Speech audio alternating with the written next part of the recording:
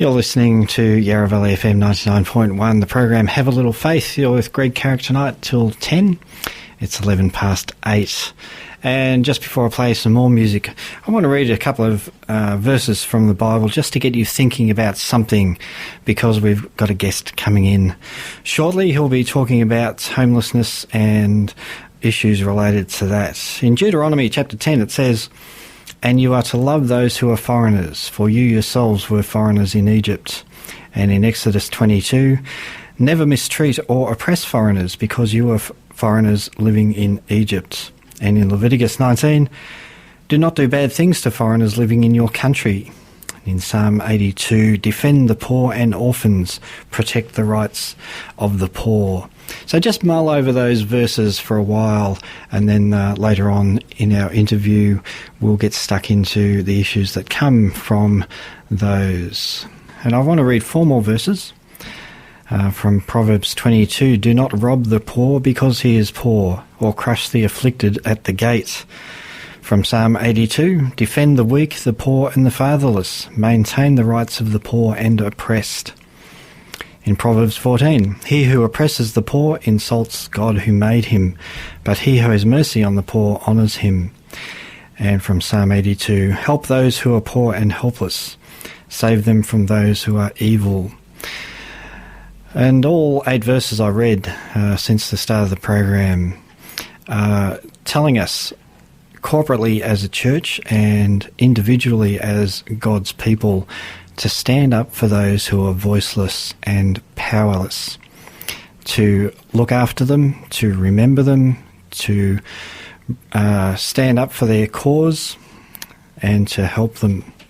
And be active, not disinterested. That's something I think the church needs to pick up nowadays. And I want to explore those issues with our guest tonight. You're on Yarra Valley FM 99.1 listening to Have a Little Faith, and I've got Tim Heenan in the studio with me, and we're going to be talking about homelessness and issues arising from that. Welcome, Tim. Hello, Greg, and it's good to be back, and hello, listeners. It's been a while since we've been able to have a chat. Yeah, we've had you in on the Batcave on a few occasions, especially when you're doing your stint sleeping in a box. Do you want to tell your listeners about that? Sure, Greg. Obviously, it's something dear to my heart. This is now the 4th year. In 2008, I slept in a box in Melba Park in Lilydale for 7 nights to raise awareness to homeless people. In 2011, I repeated again, but this time for 16 nights. Last year, in the whole month of September, for 30 nights, I slept in a cardboard box again, out in the open, in Melba Park, and we're doing it again this year, and we're already underway, and I've been in the cardboard box now for 17 nights for the month of August, coinciding with Homelessness Week, which started at the start of the month. Now, when you say cardboard box, what sort of box are we talking about? Look, it's a refrigerator box with mattress plastic over it. So you can stretch out full length in it? Yes, I can. Stitched up with as I said, mattress plastic and duct tape just to keep the rain from it. I've had already one need to change the box through some of the inclement weather we've had in the month of August, and also a little bit of vandalism. But this one seems to be holding up, and hopefully it can last till August the 31st.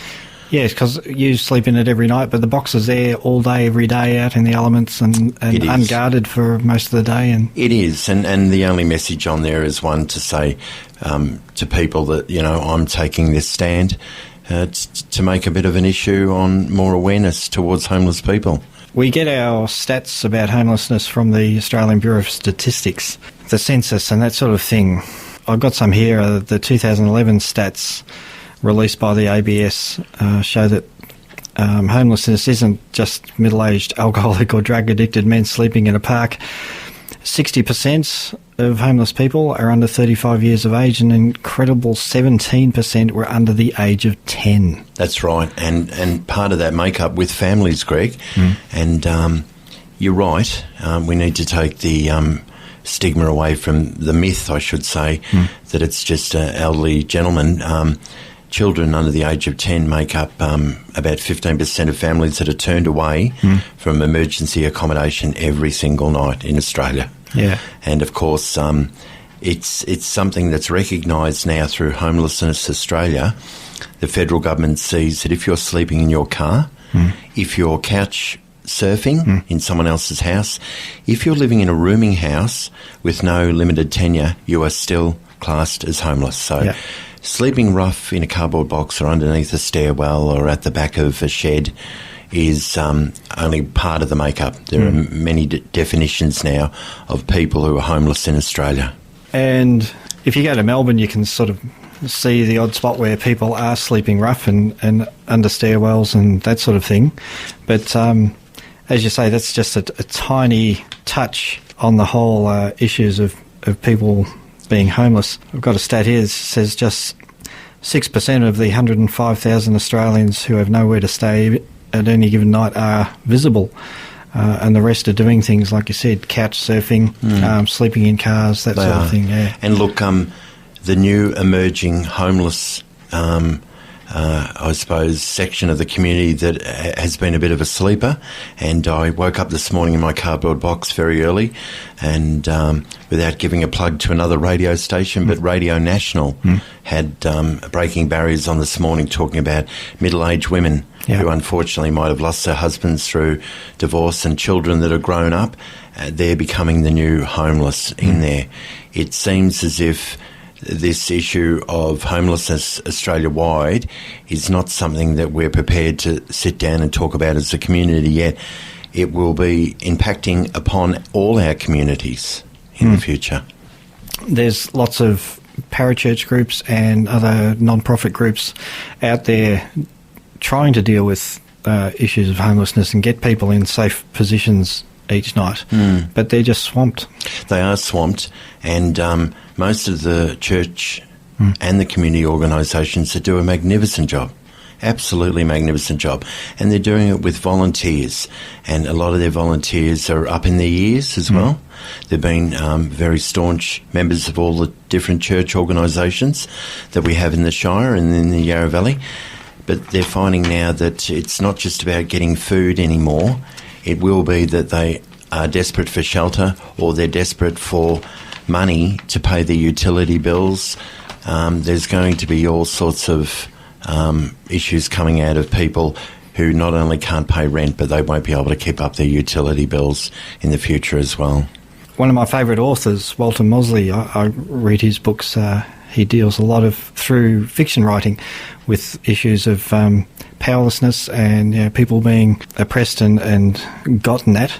He makes the observation that the average person is only 3 to 6 paychecks away from poverty, and anyone under those circumstances can become homeless. You might think, you're 80% of the way to paying off your house and that sort of things, and things are going well. You lose your job and you can lose your house. Correct. And further to that, you only need a medical issue, which will take you into hospital for a long stay, and you may not be able to cope with the medical insurance, and you might find that compounds already the issue of not being able to work.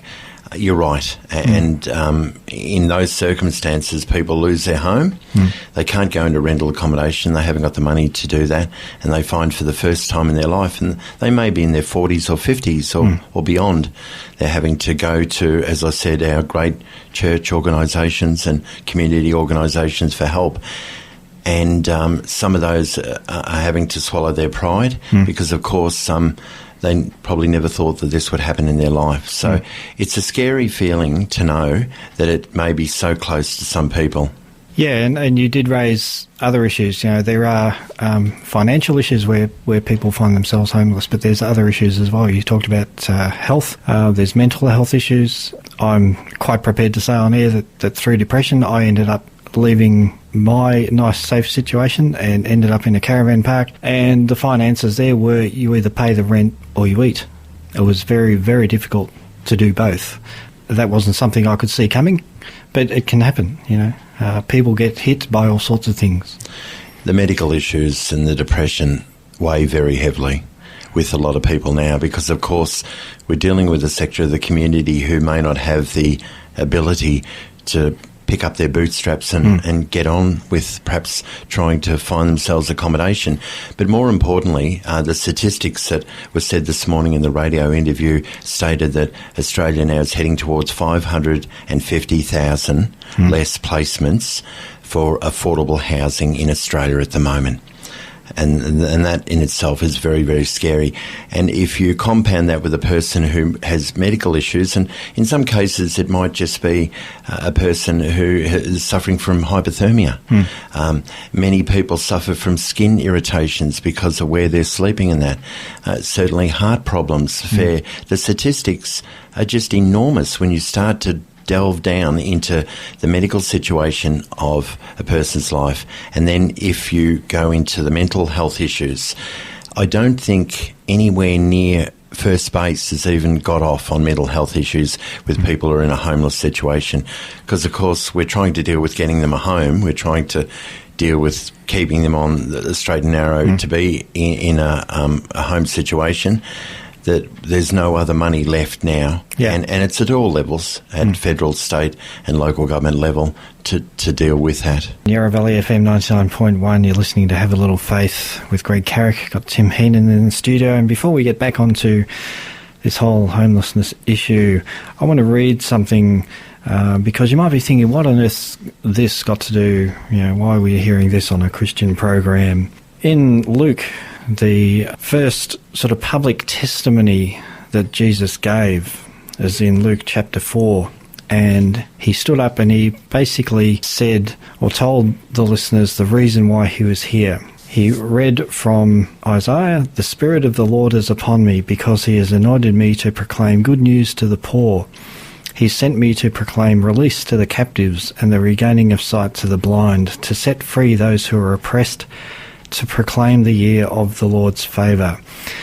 So Jesus there outlined why he had come, and it was all about helping the voiceless, the powerless, those in need. I want to read a testimony by a young lady called B. Orsini, and she says, "My mum had it tough and we struggled financially. Eventually I dropped out of school because I thought I'd be better off getting a job. I got a full-time job and moved out of home, but things got worse. I had a close network of friends at school, but lost that when I left. In many ways, I hated myself, but I wanted to feel like I belonged somewhere. I searched for acceptance in some dangerous places and made some poor decisions. I moved town, and after a relationship breakdown, realised I had nowhere safe I could call home. I was homeless for about 12 months, staying on friends' couches, house-sitting, living in crisis accommodation." And that was just something that happened to a girl who came from a steady home, and within a year she was homeless. And it happens daily in our society. We're just not hearing all of the stories that we need to hear. And without hearing those stories, Greg and listeners, we can't form an opinion or have a greater understanding of what we need to do as a community, and how we need to understand that this will be something that, as a community, we will have to deal with in the future. I'd like to reiterate what I said a couple of minutes ago, that from my experience of 7 years in council at Yarra Ranges Council, it was quite evident that the churches that exist within the whole show of Yarra Ranges are the mainstay of helping people in their communities. Without those wonderful people, and there are just so many different aspects of what they do, it would be worse, far worse, the situation is now. And that all goes on without any fuss, without any bother. It's because these people care enough to reach out. Many more people need to do that in the future. It is. I read a series of verses earlier in the program pointing out the scriptural basis that God's people need to follow in helping the poor, being active, not being complacent, not looking down their noses at them, but saying, "Here, have a hand." And it's something that God actually directs us to do, to be active in those ways. We need to reach out, you're right. And look, because we live in an age of technology now that will give us up-to-date information, they will continually flood you with the statistics, and the statistics are very negative with regard to homeless people in Australia, and they point to just an absolute need for more support from all levels of government. That may be forthcoming, but it might be in drips and drabs, or it might be connected to a forthcoming election, so on. And I'm certainly not going to get political tonight. I just feel that having empowerment as a person in the community and being able to help those that are less fortunate is something that I think that God would probably be happy with. Exactly. Yeah, you got a very hefty document in front of you. Where's that from? Look, this is a specialist homelessness services collection. This is an Australian document through the Institute of Health and Welfare, and of course they deal down in all of the major areas of homelessness in the whole country, even getting to the extent of remoteness areas where these specialist services, either given through charity or church organisations or even government organisations, can't get to. What it says, and without getting too deep into the document, what it says is that people are not coming forward when they should be, when they're able to, because the pride that they have to actually ask for help. There are people in the community that are not aware that people do need help. And this is one of the reasons why I felt so compelled to continue sleeping in a box, because it has raised enormous awareness, and there's many different ways that you can do that, and certainly by talking on the radio is one, by putting out statistics on Facebook is another, by sending emails through to all of our important people in or you government. Can go extreme and sleep in a box. Yes, some would say it is extreme, and I'm glad that we're doing it in winter, because it's got to send home the message that there are people that have to cope with the weather every single night, particularly when they're sleeping out in the open, and particularly when they have to sleep out in the open, because one of the things that is important to a homeless person when they have nothing else is their safety. And there are concerns with their safety every single night. And sometimes when you're in a covered area, your safety is at risk. So people choose to be out in the extreme places so as they're not going to put their health at risk, which is sad in itself, because it's just another aspect of their health which is going to suffer, worrying about their safety every single night. Now, I said earlier that what have these words got to do with us? When Christ came, he came to save the lost, to seek out and find those who were lost. So, as a Christian, I think I was lost. I was that homeless soul, and God sent his Son to bring me into a home. Now, I might have been living in a physical home, in a physical family, and quite comfortable, but until that point, my soul was homeless. And that's why Christ came to the world. So all our dear listeners out there who might think they're nice and cosy in their churches, you come from a background of having a homeless soul that Christ saved. And we need to emulate that in the physical world as well, because we are told, as I went through those scriptures, we need to be active in looking after the practical needs and practical concerns of people who are in need. And it is good. You did mention, Tim, before about church groups helping, and that is good to see. But as they're in the same position as a lot of the other services where they're simply outnumbered. They are. You can put a decent feed into someone's belly, and it's terrible to be hungry when you haven't got a roof over your head, but there's only so much work that can be done, and we as a community need to understand that if we're going to make the future a better place for people who are homeless in our community, it's going to take much more work than what we've got at the moment, and that is just having to lobby for more affordable or social housing for people who not only are homeless, but people who do have other mental health issues, and people who might be in a situation where they've lost everything. They're turning for help, but they're turning for help at the last moment. The statistics about suicide and the connection of suicide and homeless people are enormous, and we don't want that. I don't think any of us would want to see that in our community. There is a bit of an attitude among the way some people think, I've noticed, here in Australia and also in America, where you get a lot of news and stats from, people get upset because their taxes are being used to help drifters and no-hopers and all those sort of labels that they put on people. But one of the things that happens is once a person runs out of money, they shed what they then see as non-essentials, medical things, insurance, things that affect their health, even simple things like dental stuff, glasses, optometry, and then, when things get even worse, good food. So without the money, they can't maintain their body and their mental state properly. So these services are needed, and we should be really happy to have a government or non-government systems that provide these things. And you might get letters or emails saying, we need money for this and that and the other from these groups. Well, they do. They're desperate for it.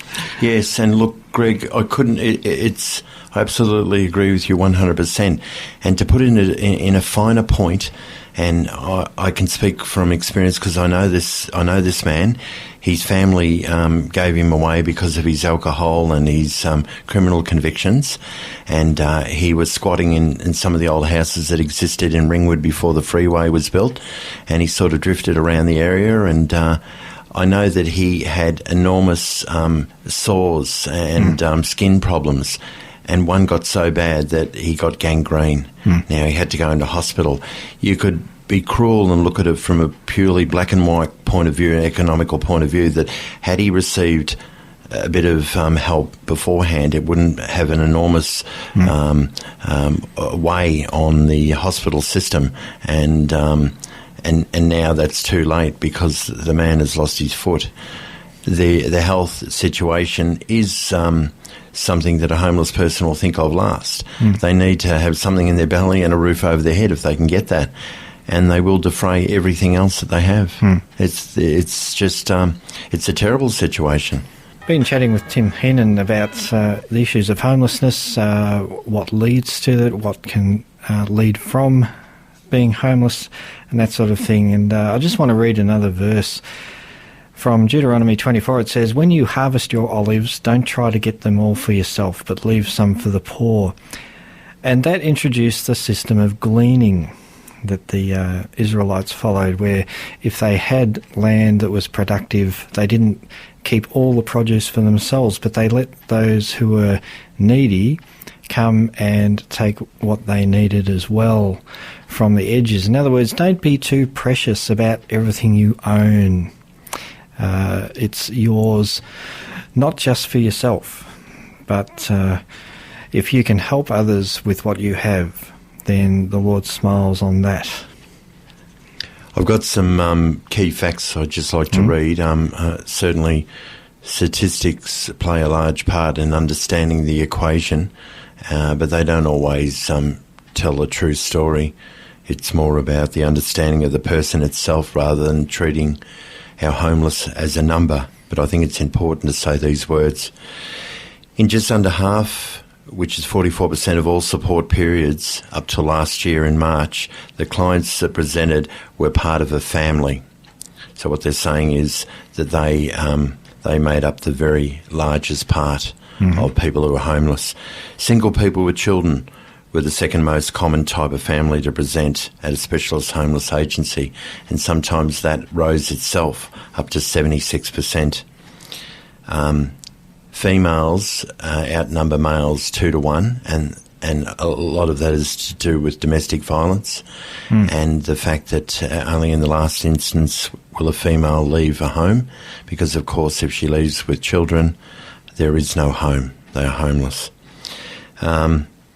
And I suppose in the period of understanding where a person's going to have a roof over their head while they're trying to get their life back together, they need to know that they've got the support of particular people in the community, not just the government people, but also other organisations. And Greg, you were suggesting that people might like to think about how they can help in the community. Yeah, absolutely, because sometimes we think this problem is huge and I'm one person, what on earth can I do? And I just think there's not only safety in numbers, but strength in numbers. So if you join in with something that's already happening, you can be very effective. Absolutely. And again, it comes back to our wonderful church groups. there are church groups out there that aren't able to give the support they need to those in need because they haven't got the volunteers to do that. So I would say to your listeners, Greg, if you're considering wanting to do a wonderful act of kindness and compassion in the community, you should get in contact with your local area where you have churches and some of the other charitable groups and see if you can come on board and join that strength in numbers. Because I can assure you, when many more people put themselves together as a group, they can certainly do a lot more in the community. Yeah, you might belong to a church and think, well, my church isn't doing anything. Well, find one that does.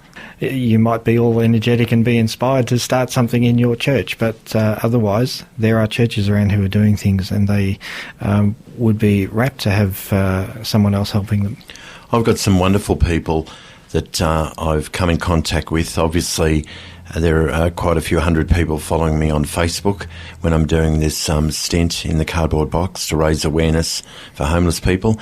And two ladies there, Debbie and Christine, and they won't mind me saying their surnames, McLeod, are putting together toiletries packs with a pillow and a space blanket and other bits and pieces, so they can either take to council or they can take to their local churches and take to people if they can't go out and find the homeless people themselves, because sometimes homeless people are not very easy to find, I can tell you. They don't want to be found. Yeah, you can get very wary and suspicious. Yeah, but these two ladies, and I'm sure other people are doing it too, are doing what they can, and it's important, I suppose, for a homeless person to have some toothpaste and a toothbrush and perhaps a brush for ladies and some skincare chemicals, and to sort of just give them a sense of pride. So there's many things that you can do as a person, and I would suggest to all your listeners that get onto your local church and see. Yeah, ask questions. Ask questions. I'd like to perhaps, while I've got 1 or 2 more minutes, Greg, to just give you a bit of an insight what it's like to live in a cardboard box. And I've tried to commit to at least 6 to 8 hours every night. I think so far, if you join together all of the days I've been doing over the last 4 years, it's quite a few hundred hours now. But in this current year I'm doing it, I'm finding that it can become claustrophobic. It's certainly, there's a need to keep the cardboard dry. You're always worried about whether it's going to rain or wind, and I've got it tied down with the rope to the ground, because in Lilydale we've had winds up to 80 kilometres an hour. Yeah, you've slept through some pretty severe storms. We have had some really bad storms, and the concern is that if the box doesn't last in the night, well, we're going to have to find somewhere where I can bed down underneath there. So it's no walk in the park, so to speak. It certainly is difficult to be confined in a cardboard box, but if it gives a little bit of an insight into how homeless people, some of the homeless people, have to live, because certainly a lot of homeless people live in cars. But how long can you do that for? I met a guy last weekend who'd been in his car for a year now. He's got a really good mattress in the back of his car. But I noticed even he felt a little bit of shame when he got out on the other side of the car to make his coffee. Well, I've got the same gas little stove myself, and I went over and offered him some sugar and biscuits, and we got to chatting. So it's difficult. And until you're faced with a situation where you are homeless, you may not clearly understand what they're going through. Yeah, like even living in a car, you imagine, listener, your living space is half the size of your laundry and you can't even stand up in it. Correct. Yeah. And you really have to modify everything that you do, getting in and out of the car at night. And, of course, the safety factor comes back into it too, because there are those people that are out there in the night just watching and obviously observing what's going on with homeless people. And I'm told by reliable sources that work with homeless people that a lot of homeless people steal from homeless people as well. And that's because they probably have no concern about whether they're going to get caught or not. It's just an absolute need at that point in time. Well, thank you very much, Tim. And if listeners can inquire at their own church or other churches near them as to what sort of things they can help with, and it doesn't have to be big, like that idea of toiletries. They're consumables. People need them all the time. They do. And that's a great thing to have. So there's lots of things out there where you can help in your own small way.